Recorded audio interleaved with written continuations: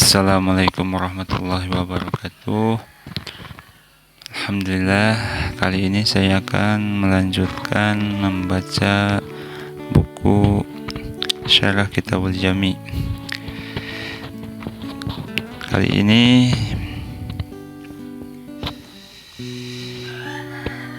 memasuki bab 2, berbakti dan menyambung silaturahmi. Bismillahirrahmanirrahim. Alhamdulillahi wassalatu wassalamu ala Rasulullah. Pembaca yang dirahmati Allah, bab kedua dari Kitabul Jami adalah bab abir wa asilah, perbuatan kebaikan dan menyambung silaturahmi. Sebelum kita membahas hadis-hadis yang berkaitan dengan silaturahmi, ada beberapa yang perlu diingatkan.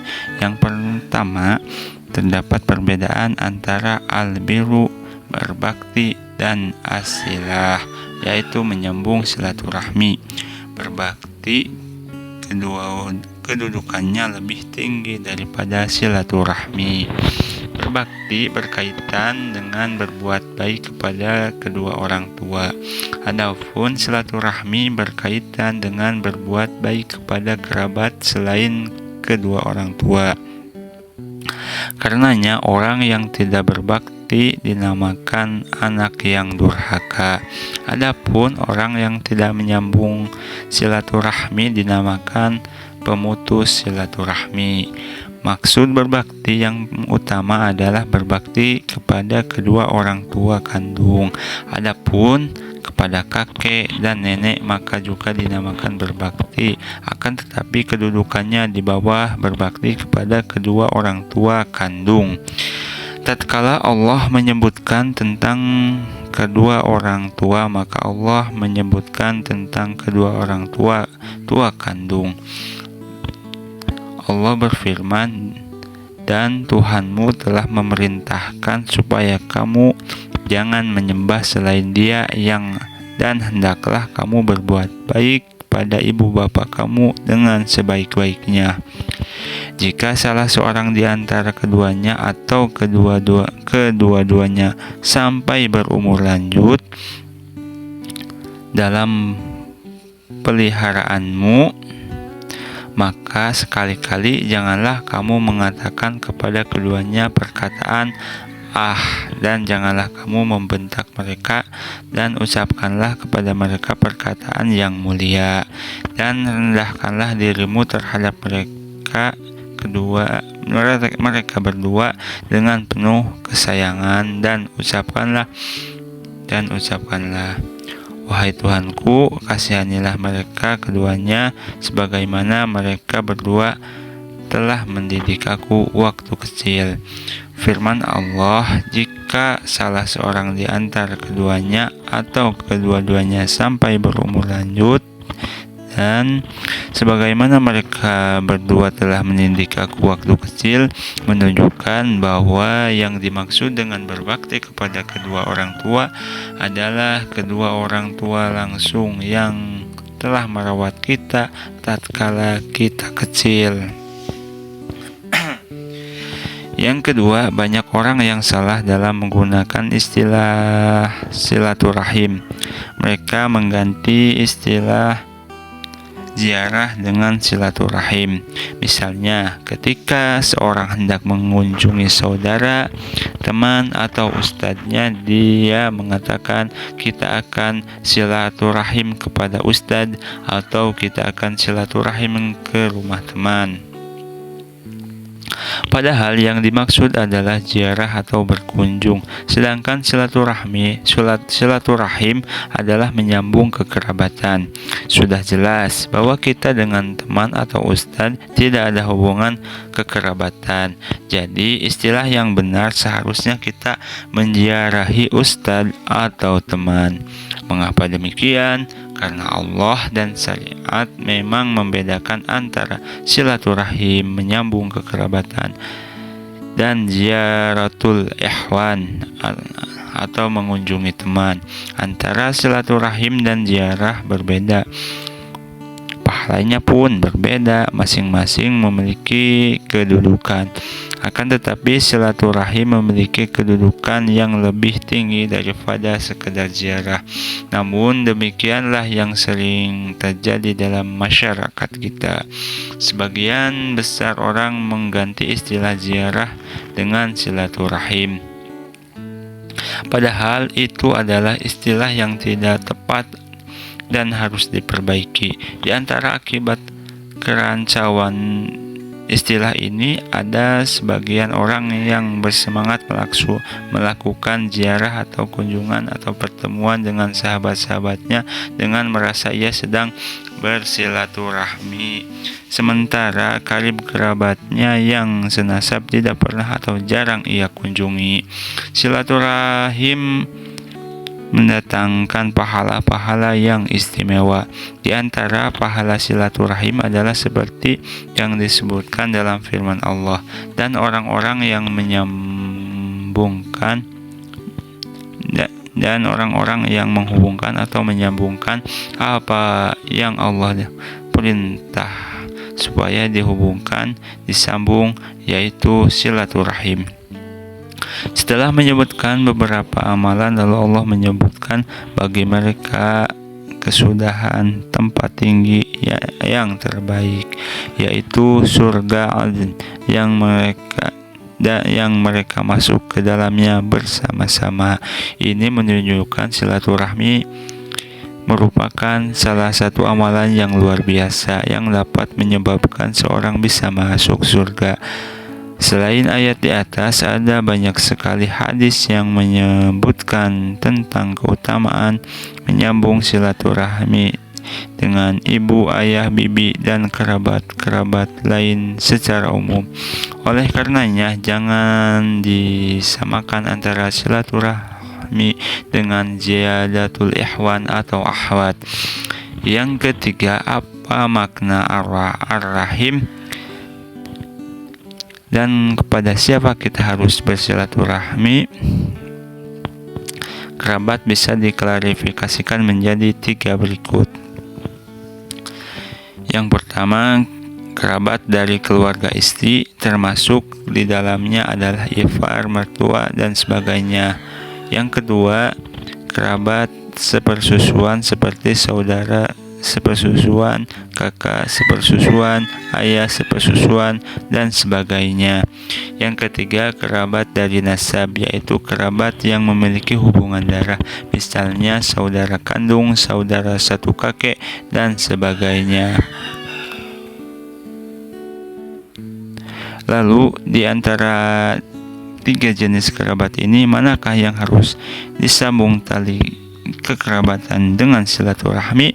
Yang dimaksud dengan silaturahmi adalah yang menyambung hubungan karena nasab atau hubungan darah, yaitu yang ketiga. Menyambung hubungan dengan kerabat istri tidak dinamakan silaturahmi, meskipun hal itu juga termasuk perbuatan baik yang dianjurkan sebagai bagian dari berbuat baik kepada manusia secara umum.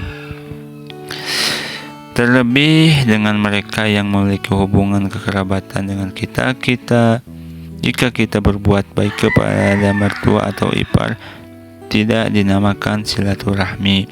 Meskipun kita juga berharap mudah-mudahan kita mendapatkan pahala silaturahmi karena kita membantu istri kita untuk bersilaturahmi dengan ayah dan ibunya. Berkaitan dengan saudara sepersusuan, Rasulullah bersabda, diharamkan dari sepersusuan apa yang diharamkan dari nasab. Yang dimaksud dalam hadis ini adalah yang berkaitan dengan pernikahan, yaitu yang menjadi mahram karena nasab, hubungan atau hubungan darah, dan juga berkaitan dengan persusuan karena orang yang sepersusuan bisa menjadi mahram. Akan tetapi Rasulullah tidak bersabda yang wajib berlaku pada nasab juga berlaku pada sepersusuan. Jika seandainya Rasulullah berkata demikian, maka wajib bagi kita bersilaturahmi kepada saudara sepersusuan. Namun ternyata Rasulullah tidak mengatakan demikian.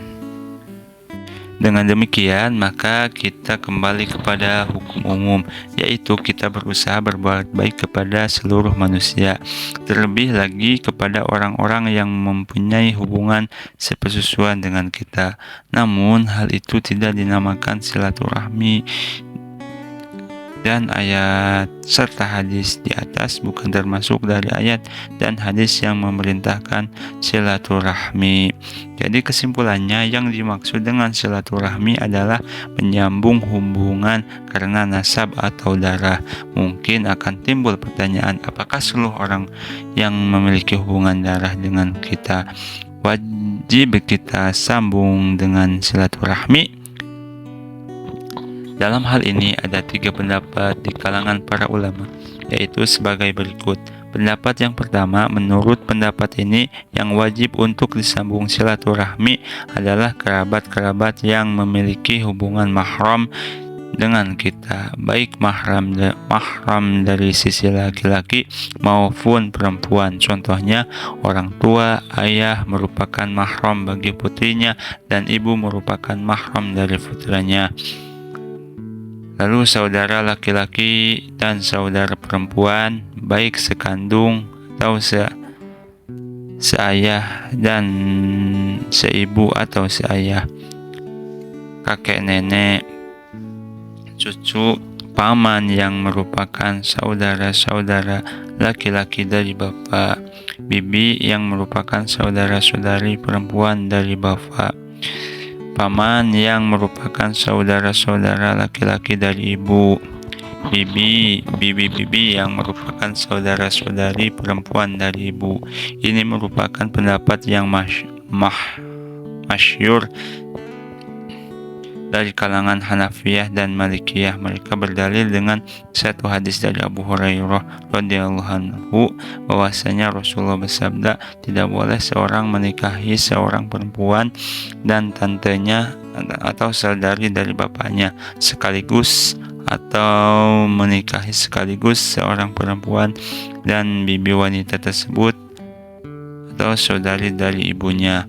Hal ini dilarang oleh Allah karena bisa memutuskan silaturahmi antara seorang wanita dengan tantenya atau bibinya.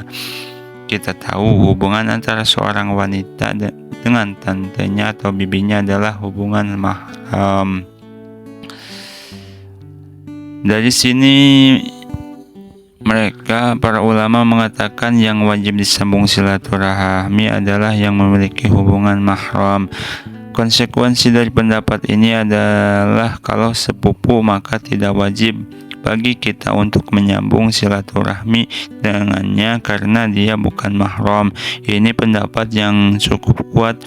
Bagaimana kita sebagai laki-laki menyambung silaturahmi dengan sepupu perempuan sementara dia bukan mahram? Bagaimana kita kaum laki-laki mengobrol dengan dia sementara bukan mahram? Akan tetapi menyambung silaturahmi dengan sepupu hukumnya adalah mustahab atau tidak wajib. Hal itu dikarenakan menyambung silaturahmi dengan sepupu tidak seluas dan sebebas menyambung silaturahmi dengan kerabat yang mahram. Oleh karenanya kita perlu mengenal dan perlu membahas khusus tentang mahram ini. Pendapat kedua, menurut pendapat kedua yang dimaksud rahim yang wajib kita sambung yaitu ahli waris. Ini merupakan pendapat sebagian ahli fikih seperti pendapat Al-Qadhi dan mazhab Maliki dan An-Nawawi dari mazhab Syafi'i. Mereka berdalil dengan hadis Abu Hurairah radhiyallahu anhu bahwasanya Rasulullah tatkala ditanya oleh seseorang, "Wahai Rasulullah, siapakah yang paling berhak untuk aku berbuat baik kepadanya?" Maka jawab Rasulullah, "Ibumu, kemudian ibumu, kemudian ibumu, kemudian ayahmu, kemudian yang paling dekat denganmu, yang paling dekat denganmu." Para ulama yang berpegang dengan pendapat ini memahami bahwa kalimat ibu dan ayah merupakan termasuk ahli waris kita, sedangkan kalimat yang paling dekat denganmu adalah yang paling dekat dari sisi para ahli waris. Namun pendapat ini terbantahkan kurang kuat karena dua sebab, yaitu sebab pertama, sabda Rasulullah dengan lapal yang lebih dekat dengan engkau tidak dapat dipahami hanya sebagai ahli waris saja, akan tetapi lebih tepat jika dibawa kepada makna umum, yaitu yang paling dekat sisi kekerabatannya atau nasabnya dengan kamu. Rasulullah tidak menyebutkan bahwa yang paling dekat adalah ahli waris, sehingga tidak boleh kita khususkan sesuatu yang bersifat umum.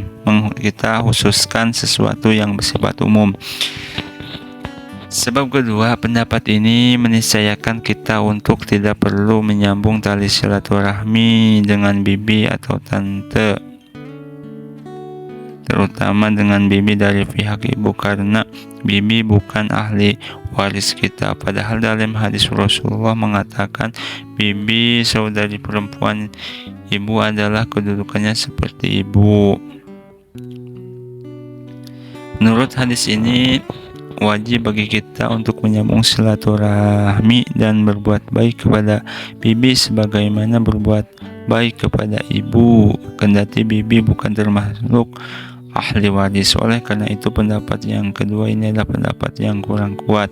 Pendapat yang ketiga, menurut pendapat ini seluruh kerabat wajib kita sambungi silaturahmi. Semakin dekat maka semakin wajib, semakin jauh maka semakin berkurang kewajibannya. Tetapi pada asalnya wajib menyambung silaturahmi kepada seluruh kerabat. Pendapat ini juga kurang kuat. Pendapat ini mengandung konsekuensi bahwa kita wajib bersilaturahmi dengan seluruh manusia, karena pada dasarnya nasab seluruh manusia akan kembali kepada Nabi Adam, karena kita seluruhnya adalah keturunan Nabi Adam dan ibunda Hawa. Jika demikian, maka seluruh nasab wajib kita sambungi tali silaturahminya, sehingga kita harus bersilaturahmi dengan seluruh manusia. Dari paparan tadi, Allahu a'lam bishawab, pendapat yang paling kuat adalah pendapat yang pertama, bahwasanya yang wajib kita sambung tali silaturahminya adalah kerabat yang merupakan mahram kita, dan adapun selainnya hukumnya sunnah.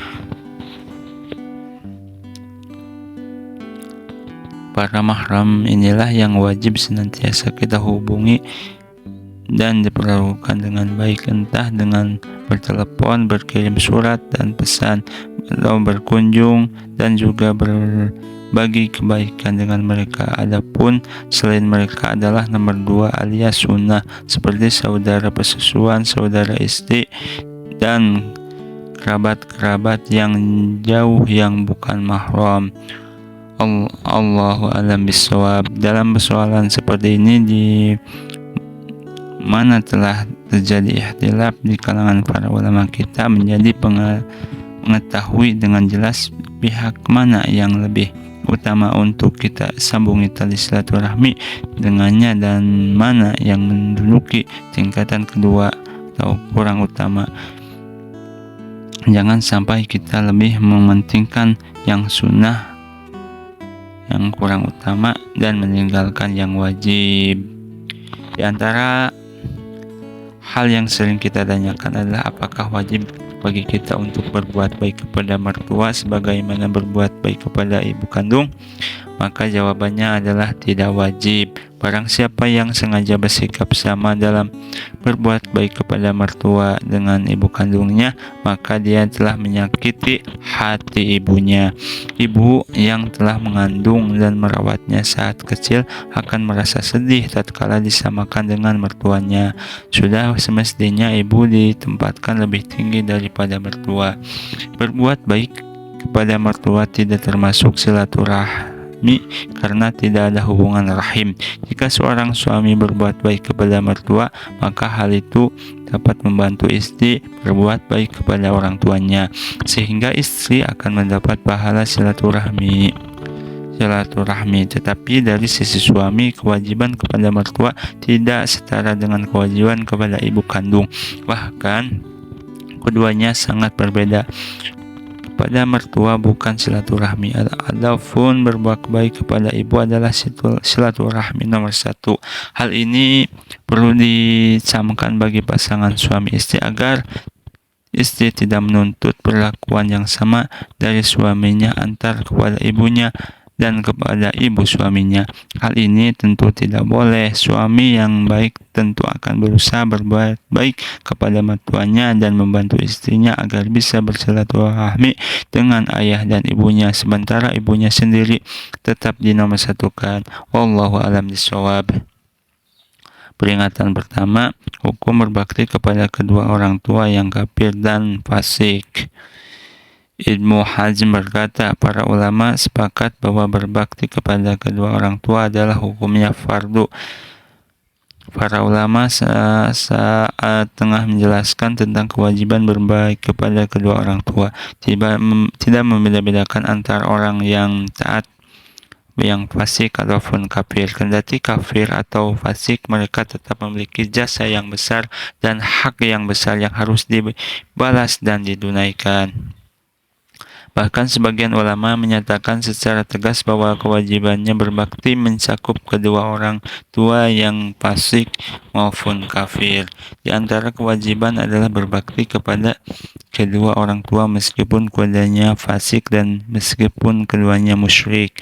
Allah berfirman, dan kami memerintahkan kepada manusia berbuat baik kepada dua orang ibu bapanya, ibunya telah mengandung dalam keadaan lemah yang bertambah-tambah dan menyapihnya dalam 2 tahun. Bersyukurlah kepadaku dan kepada dua orang ibu bapakmu. Hanya kepada kau lah kembalimu, dan jika keduanya memaksamu untuk mempersekutukan dengan aku sesuatu yang tidak ada pengetahuanmu tentang itu, maka janganlah kamu mengikuti keduanya, dan pergaulilah keduanya di dunia dengan baik. Konteks kedua ayat ini bahwa sejak awal Allah tidak membedakan antara kedua orang tua yang muslim ataupun orang yang kafir. Bahkan bentuk lahir pembicaraan ayat ini adalah tentang kedua orang tua yang musyrik. Oleh karenanya Allah berfirman, dan jika keduanya memaksamu untuk mempersekutukan aku dengan sesuatu, Al-Baghawi berkata, firman Allah, dan pergaulilah kedua orang musyrik tersebut dengan yang baik, yaitu berbakti, menyambung silaturahmi, dan pergaulan yang baik. Ibnu Atiyah berkata, firman Allah, dan pergaulilah kedua orang musyrik tersebut dengan yang baik, yaitu maksudnya kedua orang tua yang kafir, yaitu sambunglah silaturahmi dengan memberi harta kepada mereka berdua dan dakwailah mereka berdua dengan kelembutan. Wallahu a'lam bishawab.